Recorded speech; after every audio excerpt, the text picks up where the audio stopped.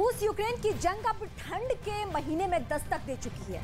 खून जमा देने वाली इस ठंड में यूक्रेन के सैकड़ों लोग बेघर हैं। ऐसे में नेटो की ओर से यह दावा किया जा रहा है कि महायुद्ध में कई मोर्चे पर फेल पुतिन अब इस ठंड को अपने सबसे घातक हथियार के तौर पर इस्तेमाल करेंगे।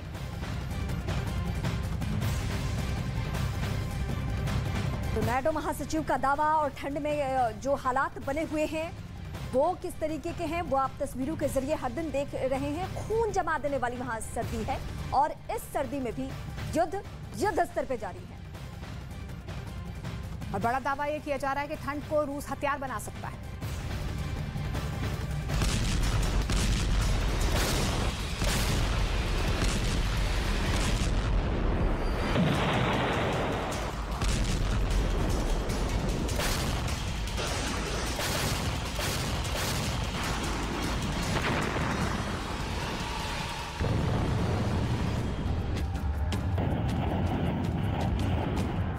आग उगलती मिसाइलें, कहर बनकर फटते ड्रोन और तबाही वाली ये तस्वीर 9 महीने से जारी रूस यूक्रेन युद्ध की खौफनाक हकीकत यही है। इस जंग ने यूक्रेन का नक्शा बिगाड़ दिया है, घरों को खंडहर में तब्दील कर दिया है और शहरों को वीरान कर दिया है। सर्दी दस्तक दे चुकी है और जिसका डर ज़ेलेंस्की को भी था और नेटो देशों को भी, उसके नतीजे सामने आने लगे हैं। खुले आसमान के नीचे शामियाने बनाकर रह रहे लोगों को इस बार ये सुर्ख बर्फ डरा रही है। डर है कि इस बर्फ को पुतिन अपना हथियार बनाएंगे और यूक्रेन में कहर ढाएंगे।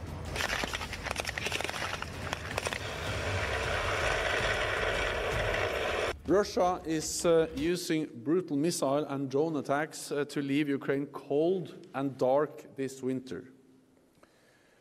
President Putin is trying to weaponize winter, to force Ukrainians to freeze or flee. He is trying to break the will of the brave Ukrainian people and to divide all of us who support them.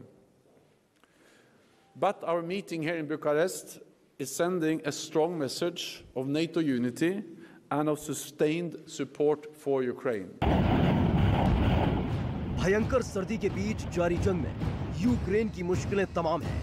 इन मुश्किलों को ही Putin इस सर्दियों में अपने हथियार के तौर पर इस्तेमाल करने की पूरी कोशिश करेंगे।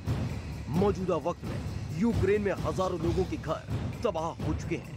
यूक्रेन के कई शहरों में बिजली आपूर्ति ठप है। बिना छत के लोग शामियाने बनाकर रह रहे हैं। रूस की सेना की बमबारी से पानी की सप्लाई रुक गई है। ड्रोन हमलों के डर के चलते लोग बंकरों में छिपे हैं। पिछले कुछ दिनों में रूस ने यूक्रेन के बुनियादी ढांचे को निशाना बनाया है। नेटो देशों से यूक्रेन को जनरेटर की सप्लाई भेजी गई थी। दावा है कि ड्रोन और मिसाइल अटैक में कई बड़ी ट्रांसफार्मर इकाइयों को नुकसान पहुंचा है, जिसके बाद बिजली नेटवर्क दुरुस्त करने की यूक्रेन में कोशिशें जारी हैं। Allies made additional pledges to NATO's comprehensive assistance package for Ukraine. This will fund urgent non-lethal support, including fuel and generators, helping Ukraine to address the consequences of Russia's strikes against their power grid. Kherson समेत कई शहरों में बर्फबारी हो रही है, जिसके बाद यहां के तापमान में भारी गिरावट देखी गई।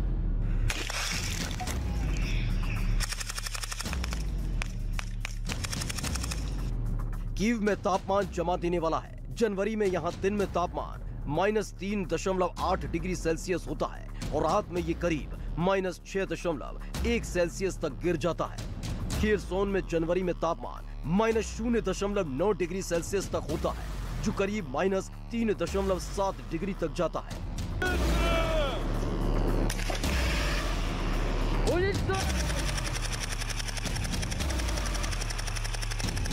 यूक्रेन के इन दोनों ही शहरों में बर्फबारी जारी है। उन देशों के लोग यूक्रेन के लोगों का दर्द नहीं समझ सकते हैं, जहां सर्दियां पड़ती हैं लेकिन बर्फबारी नहीं होती है। गोलीबारी और बर्फबारी के बीच में खुद को जिंदा रखना यूक्रेन के लोगों के लिए एक चुनौती है। बंकर में न पानी है, न बिजली है और न ही तापमान को सामान्य रखने के लिए हीटर। यूक्रेन में शून्य से भी कम डिग्री के तापमान पर बिना हीटर के रहना मौत को दावत देना है।